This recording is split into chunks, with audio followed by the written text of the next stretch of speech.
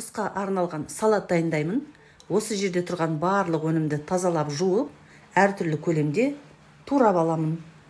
Салатты қазанда дайындайын деп тұрмын. 400 мл сүт май құямын. Қызған майдың үстіне пияз саламын. 2 ас қасық томат пастасын саламын. Әдемі қуырылып жатыр. Енді үстіне 1 литр су құямын. Су қайнай бастады. Енді сәбізді саламын. Жақсылап араластырамыз. Қазанның астына тезек жағамыз.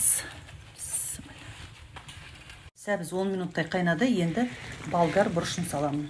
Болгар бұрышының үстіне чеснок пен ащы бұрышты қосамын. Араластырамыз жақсылап. 5 минут бұқтырып қайнатамыз. Баклажанды қосамыз.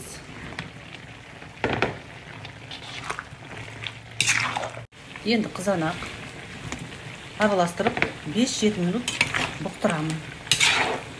Укроп пен петрушканы саламын. Және 2 ас қасық тұз саламын. 2 ас қасық уксусты қосып 3 минут қайнатамын. Салат дайын.